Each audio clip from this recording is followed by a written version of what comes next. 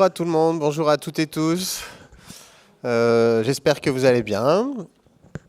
Je voudrais commencer par remercier le GREA et toutes les institutions qui ont permis l'organisation de ce magnifique événement. Donc merci infiniment pour l'invitation. Je suis très content d'être là, mais je me sens un peu étrange. Non pas parce que j'aurais pris des psychédéliques, mais parce que je vais vous parler de substances qui ne sont pas addictives en fait. Donc qu'est-ce que je fais dans un endroit où on parle de ces problématiques d'addiction? Je ne suis pas non plus clinicien ni acteur de terrain. Je finis ma thèse en philosophie et épistémologie. Et bref, voilà. Aussi, je suis un petit peu inquiet parce que j'ai vu des dessins assez mordants et impitoyables. Je ne sais pas à quelle sauce je vais me faire manger. Donc voilà, excusez mon état de... Je me sens bizarre et inquiet. Mais bref, j'espère que ça ne se verra pas trop. Alors, est-ce que ça fonctionne? Je vais me présenter rapidement.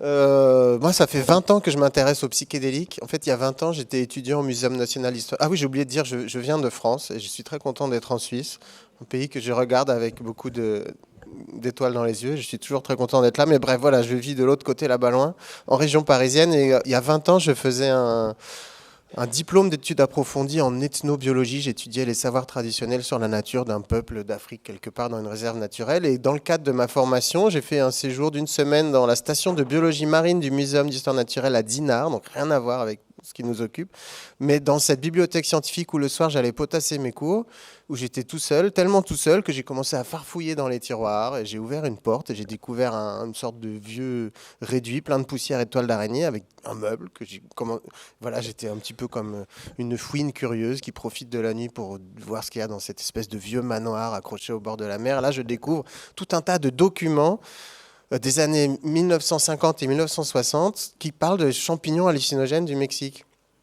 Donc vous imaginez un étudiant d'environ 25 ans qui fait « Ah, délire! Qu'est-ce que c'est que ça ?» Et des caisses et des caisses et des caisses de documents scientifiques sur les champignons hallucinogènes.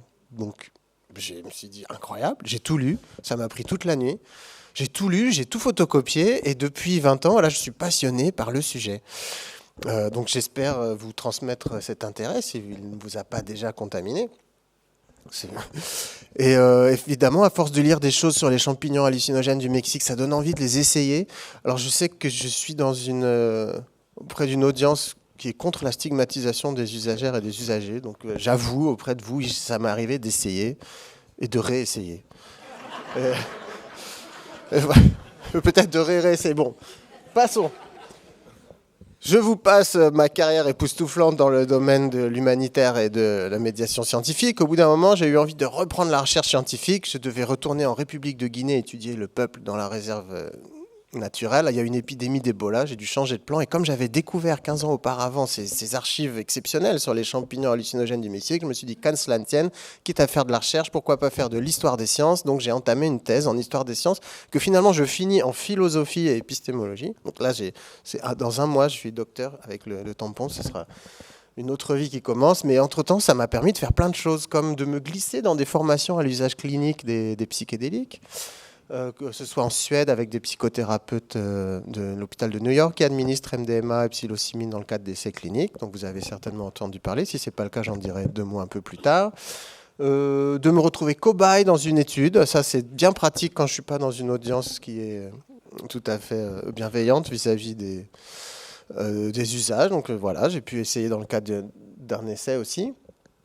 Je participe aux congrès internationaux sur les recherches psychédéliques interdisciplinaires depuis 2017. J'ai fondé donc la Société psychédélique française, qui est à la fois une sorte de société savante interdisciplinaire qui a été fondée d'abord par des chercheurs en sciences humaines et sociales, historiens, anthropologues, rejoints plus tard par des médecins, pharmaciens. Et c'est aussi une communauté amicale pour les usagères et les usagers dans un esprit de responsabilité et de réduction des risques.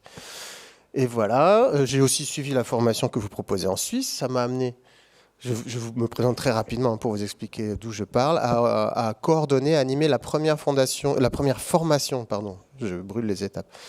La première formation à l'administration de psilocybine en recherche médicale en France, formation dans laquelle des experts venus de Suisse et d'Allemagne sont venus partager leurs pratiques et leur expérience pour permettre aux médecins, infirmiers, psychologues, d'essayer de comprendre comment on administre ces substances. Mais de quoi parle-t-on? De psychédélique, qu'est-ce que c'est? Le terme, moi, la première fois que je l'ai entendu, c'était dans une chanson d'Étienne Dao à la radio, donc absolument rien à voir. Mais c'est un terme d'origine psychiatrique. C'est un psychiatre anglais, Humphrey Osmond, qui l'a inventé dans le cadre de sa correspondance avec Aldous Huxley, que vous connaissez certainement, l'auteur du Meilleur des mondes et des Portes de la perception. Ces deux-là se sont passionnés pour ce genre d'expérience provoquée par la mescaline et le LSD. Un produit suisse, je sais bien.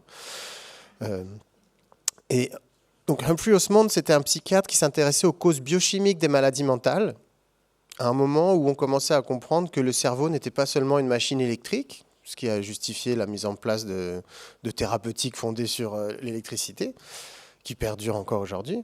Mais c'est le moment où on se demandait s'il n'y avait pas des explications biochimiques aux maladies mentales. Et dans ce cadre, c'était intéressant les substances psychotropes, en particulier les substances qu'on a qualifiées d'hallucinogènes, même si le terme est certainement impropre, donc qui provoquent des visions et qui permettent de simuler temporairement les hallucinations des schizophrènes. Donc des substances qu'on a pu qualifier de psychotomimétiques dès le début des années 50, donc des substances qui provoquent la psychose. Et c'était vraiment un thème de recherche important pour ce monsieur Osmond. Et Aldous Huxley, ayant entendu parler de cela en tant que philosophe, s'est intéressé à cela. Et le psychiatre anglais a initié à la mescaline ce romancier. Ça lui a fait écrire Les Portes de la perception, qui a inspiré d'ailleurs le nom du groupe de rock The Doors. Ce livre qui est d'ailleurs devenu une sorte de manuel pour les patients qui allaient faire l'expérience de la mescaline à l'hôpital pour leur faire comprendre à quoi s'attendre.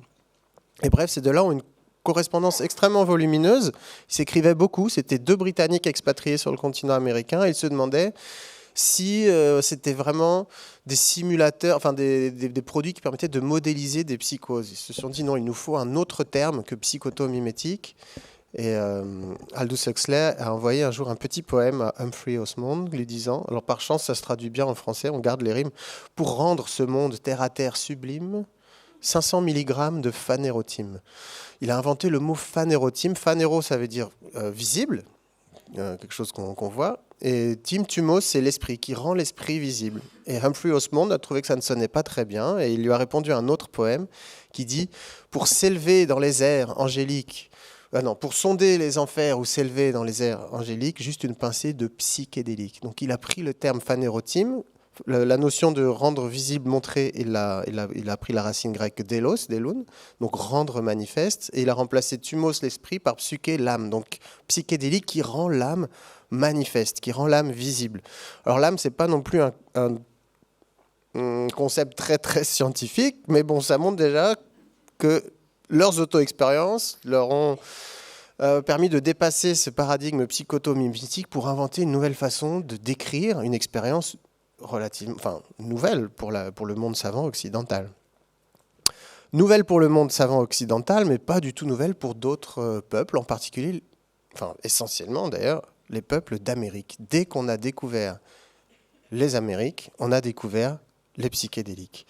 Les premiers peuples qui ont été rencontrés par les Européens, disons Christophe Colomb, sur les îles Caraïbes, faisaient usage des graines d'une plante, Adenantera, qu'il pilait et qu'il prisait sur des sculptures de déités qu'on appelle des zémis. Donc zémis, c'est à la fois le nom de la sculpture, à la fois le nom de la déité, et c'est aussi une sorte de plateau à priser. Et on prisait donc la cohoba, cette drogue hallucinogène, si on peut le dire. Donc il y en a plein les musées de ce genre de zémis. Si vous tapez zémis dans les collections du Met Museum, du musée du Louvre ou des musées ethnographiques de Suisse, vous en trouverez des dizaines et des dizaines. Elles ont des formes parfois très étonnantes. On prisait ces poudres dans des sortes d'inhalateurs qui se disaient, dans les langues taino et arawak, tabaco. Donc on voit bien que les Européens se sont certainement mélangé les pédales. Ou les crayons. Je sais, moi-même, je me mélange là. Je me méfie de ce qui se dessine d'ailleurs, vous me direz. Les tabacs à priser, voilà. Donc ils ont, voilà, comme souvent, on mélange tout quand on regarde ce que font les étrangers qui sont tous différents. Donc tabaco. certainement l'origine du mot tabac, même si ça désignait l'inhalateur à poudre hallucinogène. Donc dès qu'on a découvert les peuples américains, on a découvert des usages de psychédéliques. Donc de psychédéliques, c'est-à-dire des plantes ou des champignons, ou aujourd'hui donc des produits issus de la chimie, qui ont tous pour point commun d'agir sur les récepteurs 2A de la sérotonine. Voilà, des récepteurs qui sont particulièrement actifs chez l'humain pendant la petite enfance, et plus on vieillit, moins ils sont actifs. Et l'activation de pharmacologique de ces récepteurs 2A de la sérotonine provoque une expérience dont on pourrait parler pendant des heures, mais qui semble promouvoir de la neuroplasticité, de la neurogénèse, de la spinogénèse et bien sûr des visions, des expériences de type mystique ou spirituel qui ont donc été repérées par des peuples en Amérique centrale, en Amérique du Sud et en Amérique du Nord à la faveur des développements historiques dont je vous parlerai dans un instant. Donc on parle de la diméthyltryptamine du breuvage amérindien, amazonien ayahuasca, de la mescaline de différentes espèces de cactus. Les plus connus, c'est le peyote, au sud des États-Unis, nord du Mexique, ou le San Pedro, c'est un cactus cierge qui pousse sur les contreforts des Andes. La 5-méthoxy-DMT qu'on trouve dans les poudres à priser dont je vous parlais tout à l'heure, et utilisées par les Yanomami du Brésil et du Venezuela, qui sont d'ailleurs génétiquement et linguistiquement apparentés aux Taino et aux Arawaks des Antilles que Christophe Colomb avait donc rencontrés. On les trouve dans les sécrétions d'un crapaud. On les trouve bien sûr dans les champignons hallucinogènes. D'ailleurs, c'est la saison et je pense que... Bon, bref, passons. Donc le premier psychédélique à avoir été étudié par les savants occidentaux, c'est le peyote, ce cactus, utilisé par différents peuples du nord du Mexique et du sud des États-Unis. Et au cours du 19e siècle, son usage s'est répandu, à partir de la fin du 19e et début du 20e, à la faveur du développement du chemin de fer en Amérique du Nord, il s'est répandu du sud au nord. Et l'histoire, en fait, je sais que j'ai pas beaucoup de temps, et tant mieux, parce que si je raconte en détail l'histoire de la découverte du peyote par les savants occidentaux, c'est une histoire absolument triste, et je voudrais pas vous saper le moral. Il y a tellement de mauvaises nouvelles qui nous viennent de l'autre côté de l'Atlantique en ce moment. Raconter l'histoire de la découverte du peyote, c'est raconter l'histoire des conditions de vie dans lesquelles ont été... Enfin, c'est horrible, quoi. Des histoires de massacres d'Amérindiens, de sédentarisation forcée, les réserves, les bisons massacrés. Et c'est dans ce contexte, en fait, qu'un anthropologue états-unien, James Mooney, qui étudiait les Indiens Kiowa, rencontre les usages de peyote en tant que sacrement par des Indiens qui l'invitent à observer une cérémonie de peyote sous un tipi. C'était un jeune anthropologue pour la Smithsonian Institute. Il y a 3 Indiens Kiowa qui viennent le chercher. Veuillez, s'il vous plaît, nous suivre si vous le voulez, assister à une cérémonie ce soir. Donc il ne sait pas du tout à quoi s'attendre. Il se retrouve sous un tipi. Il y a un feu. On lui propose de prendre du peyote. Il décline. Il a noté dans ses carnets de terrain « Ce fut une erreur que je ne répéterai jamais ». Et en tout cas, il est bouleversé par ce qu'il voit. Donc les Indiens Kiowa, et il y avait d'autres Indiens d'autres tribus, ils sont vraiment à ce moment-là, quelques années après le massacre de Wounded Knee, donc des moments où une religion nouvelle, une religion prophétique, la religion de la ghost dance, la danse de l'esprit, a été sévèrement réprimée par les autorités américaines, notamment par l'armée, avec des massacres. C'est horrible. Et donc les Indiens là sont dans un état de stress traumatique aigu, sans parler qu'on les prive de leur territoire. Bon, bref. Et c'est dans ce contexte qu'ils prennent ce peyote, notamment pour restaurer leur fierté indigène et traiter leur souffrance psychologique. Et il observe ça, donc des chants qui le bouleversent. Il y a un père de famille qui rentre dans le tipi avec un enfant malade, en espérant que les chants qui sont psalmodiés puissent guérir l'enfant. Donc il est vraiment bouleversé. Et au petit matin, quand la cérémonie est finie, les Indiens lui disent, voilà, nous avons une religion à nous et nous aimerions la pratiquer librement. Et depuis ce jour, James Mooney, suivi, et après le premier anthropologue états-unien, Francis Laflèche, le premier anthropologue amérindien états-unien, vont consacrer une bonne partie de leur vie et de leur carrière à défendre le droit des Amérindiens à utiliser ce peyote. Et pour cela, grâce notamment à l'intelligence de Quanah Parker, un chef Comanche qui avait la double culture et donc la possibilité de faire une interface très intelligente entre le monde des Blancs et le monde des Amérindiens, vont créer la Native American Church, donc l'église chrétienne amérindienne. Et à la faveur de réseaux intertribaux qui s'étaient créés au moment de la religion de la Ghost Dance, donc qui a été éradiquée, mais il y a des réseaux de solidarité entre groupes linguistiques sur toute en fait, l'Amérique du Nord, plus le développement du chemin de fer, l'usage du peyote qui a été protégé comme une religion par la Constitution américaine, s'est répandu du sud au nord jusqu'au Canada, donc très loin de l'aire de répartition biogéographique de ce cactus. Et voilà comment le monde des Blancs aussi s'est dit, tiens, qu'est-ce que c'est que cette histoire de peyote? On va interdire ça. Alors non, ils n'ont pas pu, puisque c'était le sacrement d'une église. Ils se sont posé la question, mais qu'est-ce que ça fait? Donc il y a eu des auditions à la Chambre des représentants des États-Unis, donc vous pouvez retrouver les archives en ligne sur Internet, et vous voyez donc les anthropologues états-uniens qui disent les peyotites sont des gens, donc à la Chambre des représentants, donc en haut lieu à Washington, les peyotites sont des gens décents, sobres et aimables qui ont sauvé mon peuple de la décrépitude causée par les boissons de feu que l'homme blanc fabrique. Et James Mooney, donc vous pouvez aussi trouver sa citation, si vous notez la référence, vous l'aurez en ligne, le peyote n'aime pas le whisky. Aucun véritable adepte du peyote ne touche plus au whisky à partir du moment où il embrasse cette nouvelle religion. Donc j'arrive à instiller une notion addictologique dans cette présentation historique. Dès qu'on s'est penché sur la question de savoir qu'est-ce que c'est que cette histoire de cactus hallucinogène, pouf, il y a une notion d'un médicament contre l'addiction à l'alcool qui émerge. Alors à partir de là, et notamment grâce à l'anthropologue Mooney, qui récupère un gros paquet de peyote, il en distribue à plein de médecins qui commencent à faire des expériences sur eux-mêmes. Donc dans la littérature médicale états-unienne, dès la fin du 19e, il y a des rapports d'auto-expérience de médecins. Ensuite, on va isoler la mescaline. L'Allemagne jouera un très grand rôle dans l'analyse chimique de ce principe. Et voilà, on commence à avoir une première vague de recherche sur les psychédéliques dans le monde occidental, fin 19e, début 20e.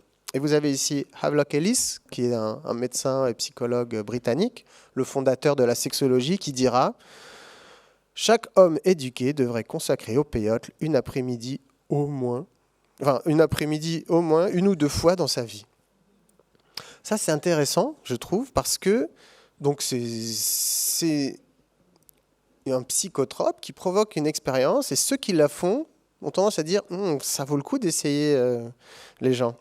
Il y a une sorte de gain épistémique à l'expérience personnelle qui se retrouve dès le début de l'intérêt savant sur ces expériences.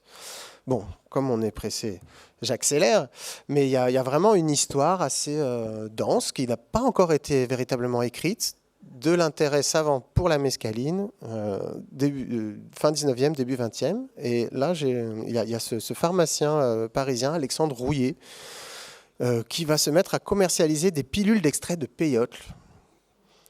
Et on pouvait les acheter par correspondance. Donc c'est vraiment l'ancêtre du Darknet. Vous aviez un producteur donc il fallait prendre plein de pilules pour avoir les effets hallucinogènes, mais c'était carrément possible. Et lui, il s'est passionné pour le sujet. Donc c'est une thèse de pharmacie qu'il a soutenue en 1926, qui est vraiment extrêmement novatrice pour l'époque. C'est une approche pluridisciplinaire qui sa thèse aborde les aspects botaniques, ethnologiques, chimiques, et pharmacologiques et thérapeutiques, médicaux. Et il indique dans sa thèse le bon résultat d'une expérience qu'il a menée pour traiter une personne opiomane et alcoolique. Donc, on a donc ce fil rouge de l'addictologie dans l'intérêt pour les expériences psychédéliques. Alors lui, finalement, il laissera tomber la pharmacie, deviendra occultiste. On parlera peut-être des effets secondaires négatifs. Après. Bon, alors, cette mescaline, comme je disais, elle a intéressé Humphrey Osmond. Donc, ce monsieur, pendant la Deuxième Guerre mondiale, il était médecin militaire et il s'est engagé dans la marine. Et dans la marine anglaise, le principal problème qu'il a eu à traiter, c'est des crises de panique et des troubles anxieux très, très importants. Parce que, vous savez, avec les sous-marins allemands qui sillonnaient l'Atlantique et qui coulaient les navires, les marins britanniques étaient vraiment extrêmement anxieux, voire avec des crises de panique terribles. Donc c'est ça qui l'a encouragé à s'intéresser à la psychiatrie quand la guerre était finie. Comme je le disais, c'est un moment où on commençait à envisager des causes biochimiques pour les maladies mentales, et donc les hallucinogènes, le seul à disposition en vérité, la mescaline, c'était un objet d'étude intéressant. Il trouve un excellent job de directeur d'hôpital psychiatrique dans le Saskatchewan, à Weyburn, Saskatchewan, une province qui était gouvernée par un gouvernement socialiste, ce qui n'est pas banal en Amérique du Nord. Comme par hasard, ils ont mis le paquet sur les services publics. Et donc, il s'est retrouvé à la tête d'un hôpital psychiatrique flambant neuf et il a pu mener librement ses recherches sur la mescaline, le LSD. Et il a fait beaucoup d'expériences sur lui-même, parce qu'il a encouragé, il a dit à ses collègues, essayez aussi. Et donc, il n'y avait aucun stigma à l'époque sur ce genre de pratique. Et pour vraiment réfléchir à la meilleure utilisation possible de cette expérience qui est quand même assez sensationnelle, ils se faisaient des petites réunions avec leurs épouses, ils prenaient de la mescaline, ils passaient la soirée, ils prenaient des notes et ça leur permettait de raffiner leur façon de procéder à l'hôpital. Qu'est-ce qu'ils cherchaient à faire? En fait, il faut voir que l'alcoolisme, dans cette province du Canada à cette époque, c'était un problème de santé publique très important, en particulier chez les hommes. Il y avait beaucoup d'hommes alcooliques et on observait, pour ceux qui étaient vraiment à des stades très avancés, les déliriums très minces qui provoquent parfois le sevrage. Et ils se sont dit, est-ce que ça vaut vraiment, est-ce que des hallucinogènes, ce ne serait pas une façon de provoquer un délirium très mince artificiel pour leur faire gagner du temps, quoi. Et donc, ils ont fait ça avec des résultats assez encourageants. À peu près une personne sur deux arrivait à guérir de l'alcoolisme.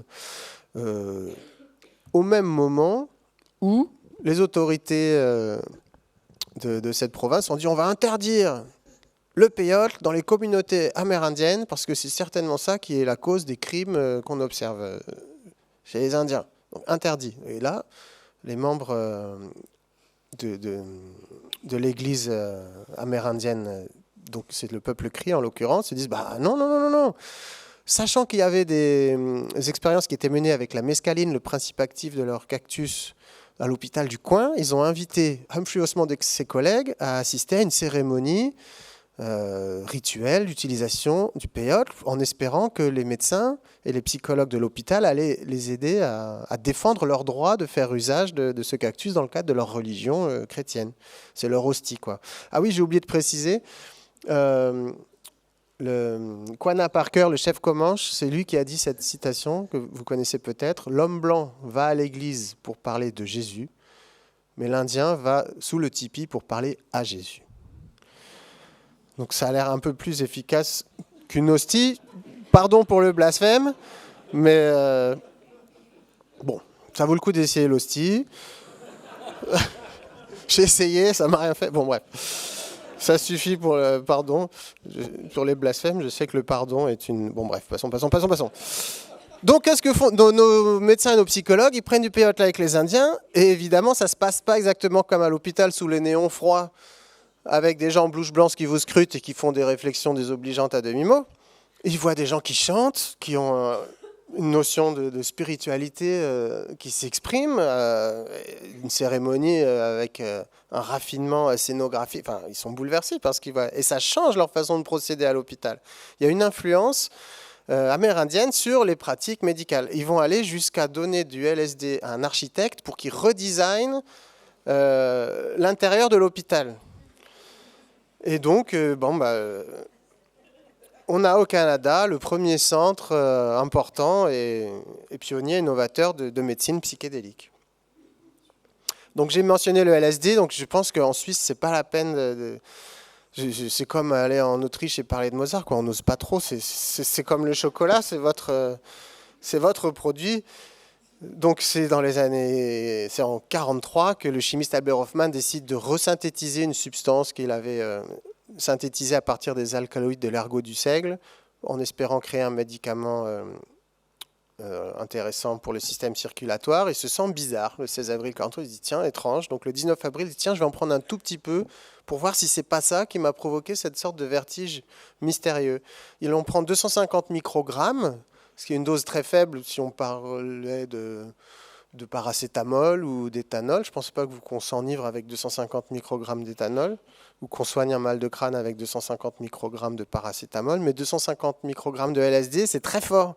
Et il est donc sur son lieu de travail, a commencé à se sentir tellement étrange qu'il décide de rentrer chez lui à bicyclette. Et voilà, c'est la mythologie d'Albert Hoffman qui rentre chez lui à bicyclette, sous LSD, où il croit qu'il va mourir, qu'il va devenir fou, qu'il ne reverra plus jamais sa famille. Le médecin vient le voir et il constate qu'à part des pupilles passablement dilatées, il n'est pas en train de mourir. Donc Albert Hoffman finalement s'habitue à son état et contemple des visions assez magnifiques. Et quand il revient à la normale, il est rassuré, il sort dans son jardin, il le trouve merveilleux, donc il retourne à son travail, il dit « J'ai découvert une substance hallucinogène qui est active à 250 microgrammes ». Il dit ça à son patron, à ses collègues, ils ne le croient pas. Il dit « Essayez ».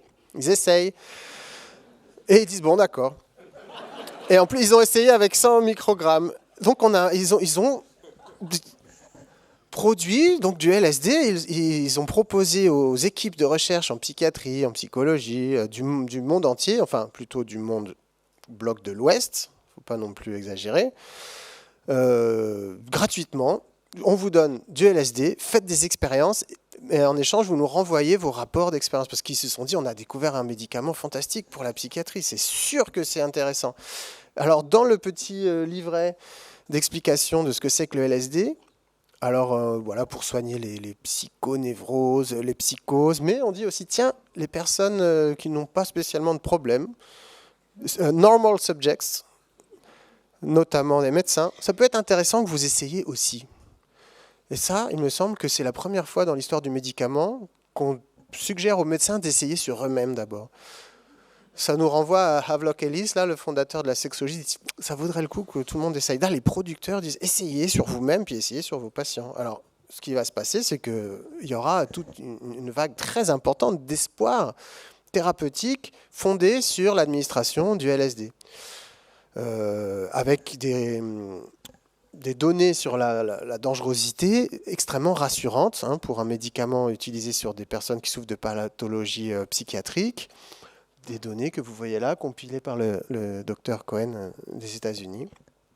Et de 47 à 71, des milliers d'articles scientifiques, plus de 40 000 patients traités, parmi eux des célébrités comme Cary Grant ou Sean Connery. Un espoir formidable suscité par cette découverte. À peu près en même temps, et là c'est vraiment là que ma thèse porte sur les archives de ce mycologue, en fait, professeur OGM, qui a participé à la découverte, plus exactement à la redécouverte des champignons hallucinogènes du Mexique grâce à son amitié avec un couple d'ethnomycologues états-uniens, Gordon Wasson et Valentina Wasson. Lui était d'origine WASP et elle d'origine russe, et ils se sont rendus compte dans leur voyage de noces qu'ils avaient une attitude tout à fait différente vis-à-vis des champignons. Et ça, comme c'était des gens intellectuels et fortunés, ils se sont décidés d'étudier, de fonder l'ethnomycologie, c'est-à-dire l'étude savante des rapports des peuples avec l'objet champignon. Et à ce titre, ils ont redécouvert les usages de champignons hallucinogènes au Mexique. Vous voyez ici une curandera mazatèque, qui est devenue célèbre, qui s'appelle Maria Sabina, qui a initié Wasson et Aim, le mycologue, dont justement, ce que je vous disais en introduction, ce sont tous ces papiers que j'ai découverts il y a 20 ans dans cette station du Muséum national d'histoire naturelle à Dinard. Voilà, et donc ma thèse porte sur ces archives, sur ces rapports d'auto-expérience et sur ce que ça a changé dans sa production de savoir et dans ses croyances métaphysiques, quoi. Ça va vraiment jusque-là. Mais je vais y arriver petit peu par petit peu. Donc j'ai découvert des photos, des témoignages du fait que dans les années 50 et 60, à Paris, il y avait une production semi-industrielle de champignons hallucinogènes qui a abouti en Suisse, parce que le chimiste parisien a fait tomber le flacon d'extrait de champignons. Donc il y a eu une collaboration entre le Muséum national d'histoire naturelle à Paris et les laboratoires Sandoz à Bâle, où on a appris, grâce au savoir-faire parisien, la culture semi-industrielle des champignons, et ça a permis de découvrir la psilocybine. Si vous aimez les petites anecdotes, comment est-ce qu'ils ont découvert le principe actif? En fait, ils ont fait une chromatographie sur bandelette de papier. Vous savez, c'est une façon de faire migrer les composants chimiques d'un mélange sur une petite bandelette de papier. Ça monte plus ou moins haut en fonction du poids de chaque molécule. Donc la petite bandelette de papier avec différentes taches, ils l'ont coupée en petits morceaux. Albert Hoffman et ses collègues ont chacun pris un petit morceau. Et puis il y en a un qui a fait « c'est moi ». Et donc ils ont su sur quel petit morceau de la chromatographie isoler donc la psilocybine. Alors, une fois que Sandoz avait découvert le principe actif, réussi à le synthétiser, on en a fait des médicaments qui ont été testés pour la première fois à Paris, Cocorico, sauf que ça n'a pas très très bien marché. On a donné ça à peu près à toutes sortes des gens qui avaient des pathologies mentales très différentes, mais avec des doses relativement faibles. L'équipe du professeur Delay et ses collègues ont fait aussi des auto-expériences, mais ils se sont dit il ne faut pas dépasser 15 mg. C'est beaucoup moins que les doses utilisées soit par les auto-expériences de Rogem et certainement beaucoup moins que les doses utilisées par les guérisseurs du Mexique. Alors je dis guérisseurs, en vérité c'est plutôt des devins, parce que l'utilisation, j'aime pas le mot traditionnel, bon, disons l'utilisation locale des champignons, c'était une sorte de service postal, quoi. Si quelqu'un fait un voyage et qu'on aimerait bien avoir de ses nouvelles, on va voir quelqu'un qui prend les champignons et qui va décrire ce qu'il est en train de faire et comment il va. Ou si quelqu'un tombe malade, on va voir la personne qui prend des champignons qui va dire elle va mourir, ça sert à rien de la soigner. Ou alors elle va vivre, ça vaut le coup d'aller chercher un médecin. C'est souvent un usage de pronostic médical ou de divination. Bon, à travers les auto-expériences de nos savants occidentaux, on a eu l'intuition que c'était aussi des médicaments. Mais dans cette thèse soutenue en 1960, on conclut surtout à un usage de diagnostic médical parce que ça amplifie le tableau clinique. Donc ça amplifie les symptômes, donc on voit bien de quoi souffrent les patients. Il y avait peu d'effets thérapeutiques, sauf dans quelques cas assez sensationnels, notamment une personne anorexique, pour laquelle on conclut à une efficacité thérapeutique indiscutable, ce qui est assez époustouflant. Une personne catatonique chez qui la possibilité d'un contact a été rétablie. Il y a eu quelques guérisons comme ça assez étonnantes, mais globalement ça ne marchait pas très bien. Et puis en même temps on découvrait la chlorpromazine, le neuroleptique, qui calmait tout le monde à l'hôpital. Donc c'est certainement l'invention et le succès industriel des neuroleptiques qui a un petit peu, limiter l'essor des essais de la psilocybine en France à ce moment-là. Parce que, comme je vous le disais, en Amérique du Nord en particulier, les recherches étaient vraiment très très prometteuses. Alors, bon, on n'a pas trop de temps, mais c'est quand même assez intéressant de voir que ces expériences sur la psilocybine et sur la mescaline aussi dans les années 30 sont souvent liées à des expérimentations de type artistique. Que ce soit en art plastique, avec une thèse de médecine en 1962 du docteur Robert, qui carrément il va recruter une trentaine de peintres pour leur donner de la psilocybine et étudier ce que ça donne sur eux. Ou alors le poète Henri Michaud, qui était un grand explorateur psychique, qui va se proposer comme cobaye à l'hôpital Sainte-Anne. Enfin voilà, je passe. Ma thèse sera publiée bientôt si ça vous intéresse. Mais ce qui ressort et que je trouve assez sensationnel, c'est la dimension spirituelle et mystique de ces expériences. Qu'est-ce qu'on veut dire par là? C'est pas très scientifique. Si, pourtant, ça a été caractérisé. Une expérience spirituelle ou mystique, c'est une expérience qui cumule différents paramètres. Donc, c'est le philosophe Walter Stace et le psychologue Ralph Wood qui ont théorisé cela. Si vous avez une expérience ineffable, une expérience de transcendance du temps et de l'espace ordinaire, si vous avez le sentiment d'interconnexion de toutes les choses et de tous les êtres, si vous avez des sentiments de paix et de joie, voilà, différents critères comme ça, on peut dire que vous avez une expérience spirituelle ou mystique, qu'elle soit provoquée par des privations sensorielles, des jeûnes ou de façon spontanée, ou par des plantes ou champignons hallucinogènes. Et apparemment, l'intensité de cette expérience mystique, vraiment c'est publié par des psychopharmacologues très sérieux, hein, ils parlent d'expérience mystique, elle est corrélée au succès thérapeutique et à une augmentation du bien-être. Donc, quand on vit ces expériences de type mystique, ça peut donner l'idée que tout le monde devrait la faire, avec la croyance que si tout le monde avait cette expérience d'interconnexion de tout le monde, de toutes les choses, de tous les êtres, il y aurait une augmentation de la compassion et un souci peut-être du bien-être d'autrui. Et donc il y a une sorte d'utopie psychédélique qui conduit à une forme d'activisme qui ne vous a peut-être pas échappé, mais le mycélium est en train de se répandre et les fructifications de se produire. Mais voilà, vous avez ici. Donc je fais une petite collection des images. Une manifestation anti-guerre au Vietnam dans les années 60, Drop Acid Not Bombs, et puis à la faveur de différents meurtres que l'on doit à la police états-unienne. Mais il n'y a pas que là, hein. Vous avez des manifestations avec les flics devraient prendre de l'ayahuasca, les flics devraient prendre des champignons, non, du LSD. Alors, il n'y avait rien en France. Alors, je me suis flouté, mais j'avoue, c'est moi. C'est parce que je savais pas de faute. Je me suis dévoué. Je ne suis pas non plus persuadé du message. Parce qu'il y a eu des fuites sur des forums d'extrême droite états-unienne. Ah, je les déteste, pardon. Enfin, non, pas pardon. Apparemment, des gens se sont renforcés dans leur racisme et dans leur xénophobie en prenant du LSD. Donc c'est une sorte d'amplificateur non spécifique, mais cette utopie psychédélique existe, quoi. Voilà les dernières que j'ai trouvées. Bon, c'est déprimant. Passons. En fait, cette espèce d'utopie, cette dimension politique de l'expérience personnelle avec ces substances, elle avait déjà été formulée par Albert Hoffman, votre compatriote, qui a écrit que ouvrir des centres d'initiation à l'expérience psychédélique, ça devrait permettre les conditions d'un monde meilleur, d'un monde sans guerre, sans catastrophe écologique, un monde de gens heureux. Bon, encore une fois, c'est pas sûr, hein. Mais bon, est-ce que c'est dangereux?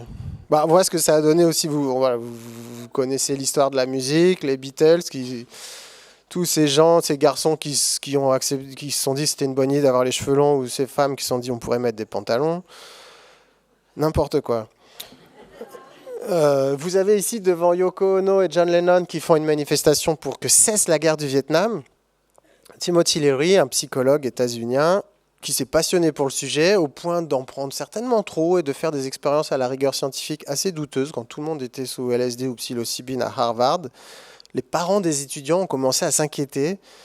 Il a fini par se faire renvoyer et devenir une sorte de gourou prosélyte, franchement versé dans les pseudosciences. Mais bref, il y a eu ce mouvement culturel qu'on connaît tous, mais qui a certainement nourri des idées progressistes, féministes, anti-homophobes, pacifistes, et qui a certainement nourri aussi la Deep Ecology. Arne Naess, un des fondateurs de la Deep Ecology, a fait ses expériences psychédéliques aussi. Donc c'est vraiment, ça mériterait d'être creusé de façon beaucoup plus fine, mais je pense qu'il serait très intéressant de voir se développer une psychopharmacologie morale, c'est-à-dire comment des substances psychotropes peuvent modifier ou agir sur les croyances, les opinions, les sentiments. Apparemment, sous propanolol, il y a un biais de racisme implicite qui décroît. Vous avez entendu parler de ces choses-là. Bref, je pense que la psychopharmacologie pourrait se raffiner. Et voilà, donc c'est plutôt une proposition programmatique. Donc ça, j'ai piqué ça sur le site de ma consoeur Zoé Dubus, qui est historienne de la médecine, qui a étudié l'histoire médicale du LSD, et qui montre une panique morale autour du LSD, bien qu'en France, il n'y ait quasiment aucune arrestation, aucun trouble à l'ordre public, il y a eu une sorte de panique morale pour dire attention, c'est très dangereux. Et bien sûr, comme c'était lié à des mouvements sociaux de l'autre côté de l'Atlantique, anti-guerre, anti-guerre du Vietnam et tout, on s'est dit, oh là là, dans le contexte de la décolonisation de l'Afrique du Nord en particulier, il y a une politique répressive sur les drogues qui s'est mise en place. Et la France est le premier pays à avoir interdit le LSD, les champignons hallucinogènes en 1966. Mais comme je le disais un peu avant, les essais cliniques sur la psilocybine avaient déjà cessé. Ça n'a rien arrangé. Ici, vous avez le salon du champignon à Paris qui se tient chaque année au Jardin des Plantes, au Muséum national de l'histoire naturelle. Vous avez ici les deux personnes. Alors, il manque l'épouse de Gordon Wasson qui est décédée en 58, mais qui présente donc au Salon du Champignon les champignons hallucinogènes du Mexique. Vous avez une petite fiole avec de la psilocybine cristallisée à balles, une calebasse remplie de champignons du Mexique, des photos, et la police débarquera au Salon du Champignon en 1966 pour leur dire « Bon, ça suffit, on ne présente plus ça au public ». Donc une réaction politique de répression face à l'information sur des usages traditionnels et médicaux d'une psychotrope. Oh là là, il me reste que 5 minutes, mais il faut que j'accélère. Surtout que j'avais quelques vidéos à vous montrer, ça ne va pas rentrer. Bon, donc aujourd'hui on vit une période de renaissance psychédélique, il y a de plus en plus de production scientifique sur le sujet. Qu'est-ce que ça dit? Donc une des premières publications qui a été très remarquée, donc sur un nombre de patients assez restreint, 12 personnes qui souffrent de dépression résistante, donc ça faisait depuis 15 ans qu'ils essayaient de soulager leur dépression par des antidépresseurs conventionnels. Une seule forte dose de psilocybine a provoqué la diminution nette des symptômes de la dépression chez ces personnes, avec parfois une rémission complète. Donc ça a été mené avec d'autres méthodologies. On a testé, alors je crois que c'était sur une soixantaine de personnes, la psilocybine contre l'escitalopram, un antidépresseur couramment prescrit, 2 doses. Et la psilocybine a fait au moins aussi bien, en 2 doses, qu'une prise quotidienne d'escitalopram. 6 mois plus tard, on voit que ceux qui ont eu 2 doses de psilocybine contre 42 semaines d'escitalopram, ils vont mieux. Intéressant. Donc certainement un antidépresseur très prometteur. Pour ce qui est des études sur l'alcool aussi, je vous laisserai regarder la bibliographie, mais il semble extrêmement intéressant de faire 1 ou 2 expériences de psilocybine pour faire décroître chez des personnes souffrant d'alcoolisme le nombre de jours où on boit et la quantité d'alcool qui est prise aussi. Cette étude menée sur un tout petit nombre de patients aussi montre que, je crois que c'est 2 prises de psilocybine à 6 mois, il y a 80% d'abstinence pour des gens dépendants à la cigarette, quoi. Donc supérieur aux autres techniques thérapeutiques envisagées. Chez des gens qui sont en bonne santé, ça ne gâche rien. En vérité, on a commencé par ça. Donc 36 volontaires sains qui étaient intéressés par les notions spirituelles et d'expériences mystiques. Ils ont été les chercher à l'église en partie. On leur a donné une forte dose. Donc 6 mois plus tard, une augmentation du bien-être et l'entourage a aussi observé un changement positif dans le comportement, avec dans les 5 traits de la personnalité une augmentation du trait d'ouverture d'esprit. Et alors là, ça c'est vraiment incroyable. Sur 171 766 adultes consommateurs de psychédéliques, en tenant compte de plein d'autres paramètres, y compris des facteurs socio-économiques, les usagers de psychédéliques sont en meilleure santé générale que les non-consommateurs. Pourquoi? On ne sait pas. Peut-être une hygiène de vie, un effet anti-inflammatoire, on ne sait pas. Mais il y a moins de cancers et de problèmes cardiaques dans les 12 derniers mois, un meilleur indice de masse corporelle et un meilleur état de santé général autodéclaré. Bon, intéressant. Par contre, donc je pense qu'en Suisse, c'est comme en France, c'est interdit d'en avoir sur soi et d'en prendre autrement qu'à l'hôpital. Et là, on voit que les lois sur les stupéfiants ne reflètent pas exactement la dangerosité réelle des différents psychoactifs. Le professeur David Nutt, qui était conseiller auprès du gouvernement britannique en charge des questions de drogue, et qui s'est fait renvoyer après avoir montré par A plus B qu'il était plus dangereux que de faire de l'équitation que de prendre de l'ecstasy, il a convoqué un panel d'experts européens sur la question de la dangerosité des drogues, et ils ont abouti à la conclusion que la drogue la plus dangereuse en termes de santé publique, à la fois la dangerosité pour l'usager et la dangerosité pour autrui, c'est l'alcool le premier problème. Après vient l'héroïne, le tabac n'est pas très loin, et le LSD et les champignons, vous voyez, c'est quasiment inoffensif, à la fois pour la société et pour les usagers. Alors il y a une autre dimension dont on pourrait parler, même s'il ne me reste que 2 minutes, c'est cette idée qu'il y a un intérêt heuristique, il y a un intérêt d'exploration intellectuelle qui a été vraiment formalisé par tous les savants qui se sont posés sur la question. Là, vous avez donc mon chouchou, le professeur Roger, qui siégeait à l'Académie des sciences, qui était directeur du Muséum national d'histoire naturelle, qui a dit que l'action de la psilocybine, donc le principe actif des champignons hallucinogènes, s'insérait parmi les moyens que nous avons de pénétrer peu à peu dans les mécanismes les plus intimes de nos perceptions et de nos réflexions, et qui explique en définitive la situation même de l'homme dans l'échelle animale, ses origines, ses raisons, son pouvoir, et peut-être son avenir. Donc vous voyez qu'il a été vraiment bouleversé par ses auto-expériences et qu'il voit ces produits comme une façon de mener une exploration philosophique, et intellectuelle et peut-être scientifique. Qui le dit? Carlo Rovelli, le physicien célèbre. Alors il y en a un autre qui le dit, c'est l'inventeur de la PCR. Vous savez, Kary Mullis. C'est bien, depuis le Covid, c'est plus la peine d'expliquer ce que c'est que la PCR. Kerry Mullis a eu le prix Nobel pour l'invention de cette réaction en chaîne qui permet d'amplifier un gène. Mais comme après, il a contesté l'origine virale du sida et qu'il parlait volontiers des ratons laveurs phosphorescents qu'il rencontrait dans la forêt,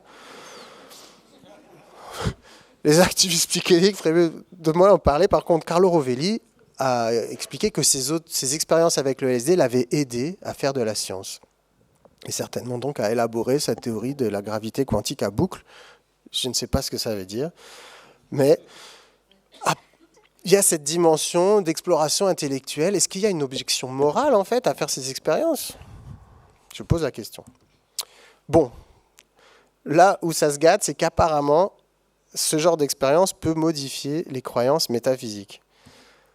Une prise suffit pour éloigner les usagers d'une position matérialiste vers une position panpsychiste qui voudrait que la conscience soit une propriété de la matière qui flotte dans l'univers. En gros, si on en prend une fois de trop, on peut devenir plus ou moins animiste. Donc encore une fois, ça soulève la question de la psychopharmacologie morale. Comment les psychotropes peuvent jouer sur les opinions, les croyances, les sentiments. Je crois que c'est une intersection extrêmement intéressante entre l'anthropologie, la psychopharmacologie, la philosophie. Et les 12 patients dont je vous parlais tout à l'heure, là, qui ont reçu de la psilocybine pour traiter leur dépression résistante, on a noté chez eux une augmentation du sentiment d'être connecté à la nature et une diminution des opinions politiques favorables aux doctrines autoritaires. Alors, vous vous rappelez des manifestations? Bon, on pourrait certainement critiquer différents biais dans ce genre d'études, mais ça souligne quand même l'intérêt d'étudier l'impact des psychotropes en général sur les opinions, les sentiments et les perceptions métaphysiques, quoi, les croyances métaphysiques. Donc, si on avait eu le temps, je vous aurais montré quelques vidéos, mais je pense que je les mettrai prochainement en ligne. Ça grignote sur votre pause. Voilà, la démocratie, ça c'est bien en Suisse.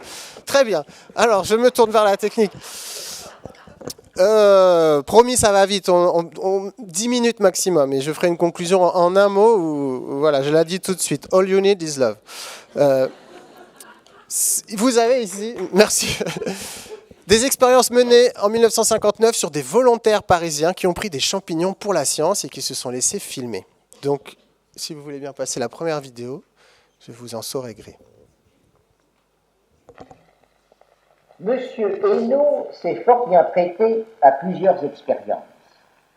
Tout d'abord, il a éprouvé quelques nausées, des sueurs abondantes, mais cela ne l'a pas empêché de poursuivre les essais.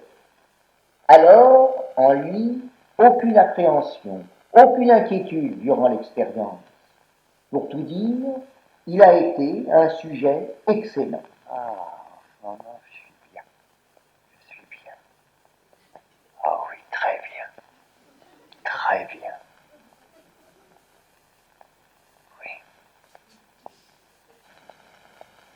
Il n'a jamais dessiné jusqu'ici dans un but artistique. Et il fera son initiation à travers l'expérience.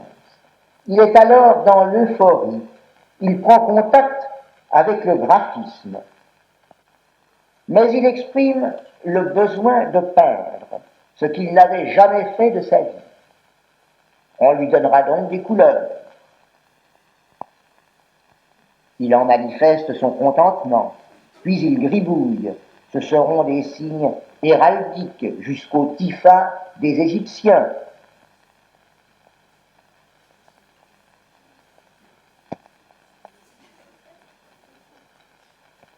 Puis une silhouette de coq dont vous voyez les ergots et le mouvement. Mais c'est après, un mois plus tard, que nous aurons l'occasion de conclure. Monsieur Hainaut, en dehors de toute absorption, tirera de son expérimentation psilocibienne une acquisition étonnante. Elle lui a donné l'occasion de devenir un vrai dessinateur, peut-être un artiste. En état normal de veille, sans aucune influence de la drogue, il a réalisé en effet ce que vous pouvez ici admirer. Il a dessiné ce combat de coq sur les murs de son appartement. Ne serait-ce pas par le jeu du subconscient qui, parti du coq de l'expérience, le conduit à celui-ci? Les griffes le mènent peu à peu à cette main dont nous allons découvrir qu'elle est celle du Christ. Il ne savait pas dessiner. Hein.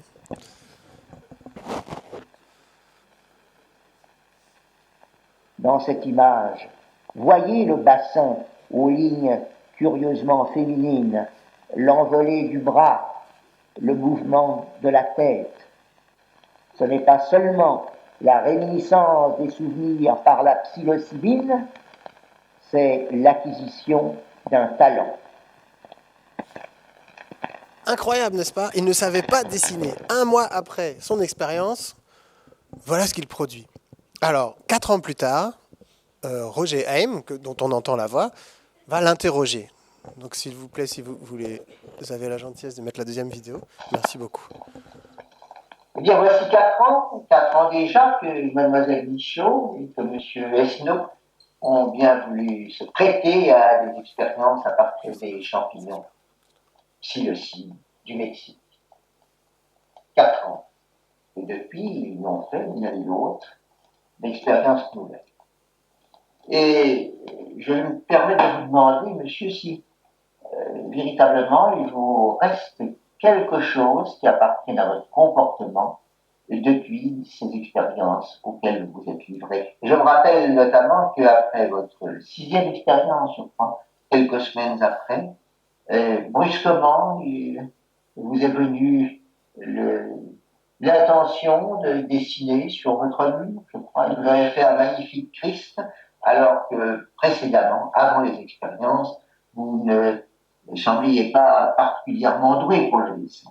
Et brusquement s'est révélé un talent nouveau, après, à travers l'expérience psilocybienne.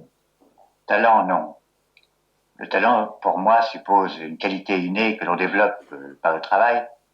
En fait, j'ai surtout eu le sentiment que l'on m'accordait un don qui fut d'une durée relativement courte et qui m'a permis de m'exprimer d'une façon inhabituelle. Je me souviens fort bien, par exemple, que le Grand Christ ne m'a pas demandé plus de 5 minutes. Commencer par la tête, je l'ai terminé au pied, sans la moindre hésitation, sans la moindre retouche, comme si j'avais suivi sur le mur une ébauche invisible. Depuis, je n'ai jamais plus retrouvé une telle facilité, une telle dextérité.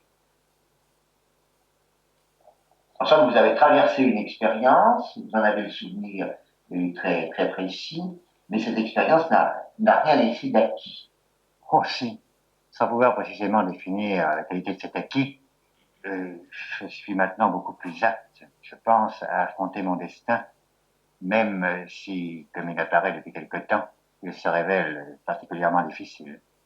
Mais cet enrichissement intérieur que vous croyez pouvoir interpréter, est-ce que vous avez eu une sensation analogue lorsque vous étiez soumis à l'expérience elle-même? Autrement dit, à ce moment-là, est-ce que vous pensiez que en vous-même, certaines notions nouvelles se faisaient jour, s'amélioraient, qui vous ouvraient à une philosophie peut-être modifiée, enrichie? Une philosophie, à ce moment-là, je trouvais tellement vite, bien sûr, il n'était pas possible beaucoup de lier des idées, seulement des sentiments qui se précipitaient de violence assez rare, et ce n'est que petit à petit que mes idées se sont décantées, et que j'ai pu isoler quelques-unes des grandes lignes, des grands axes de pensée, pour lesquels allait se greffer ce que, faute de mieux, nous pourrions nommer philosophie nouvelle. J'en suis venu à m'intéresser à des sujets, à des auteurs qui jusqu'alors n'étaient pas de mes préoccupations. Il y a quelques essais tentés pour les aborder n'ayant éveillé aucun écho en moi. Cela va de la Bible à Simone Veil, en passant par ces gens de la Croix, Kierkegaard. Depuis, je me sens avec eux de plein pied, comme si j'étais capable aujourd'hui de lire couramment une langue autrefois étrangère. En somme, c'était à la fois un éveil Et une libération, vous avez une impression de libération de vous-même. Libération me paraît un mot un peu faible. Mais j'ai davantage le sentiment d'une renaissance, succédant à une longue période, sinon de sommeil, au moins de stupeur. Cette lucidité relative m'interdit autant de désespérer que d'envisager l'avenir comme essentiellement consacré à la réussite matérielle. J'espère parvenir un jour à un détachement suffisant pour que vivre ou mourir n'ait plus la moindre importance. Voilà. Tac. Bah, en conclusion, en fait, je crois qu'on peut dire que les psychédéliques, c'est un objet politique qu'il faut absolument, sur lequel il faut absolument réfléchir collectivement. Quelle place on laisse dans nos sociétés pour ce genre de substances qui sont désormais là? Leur naturalisation est en cours et continue à se manifester sous différentes formes. Ce sont des outils thérapeutiques en train d'être explorés, mais il y a aussi des usagères et des usagers dans la population en général. Qu'est-ce qu'on va faire de ça? Des substances qui provoquent des expériences spirituelles, qui ont des influences sur les croyances métaphysiques. La question reste ouverte. En tout cas, je vous remercie infiniment pour votre attention.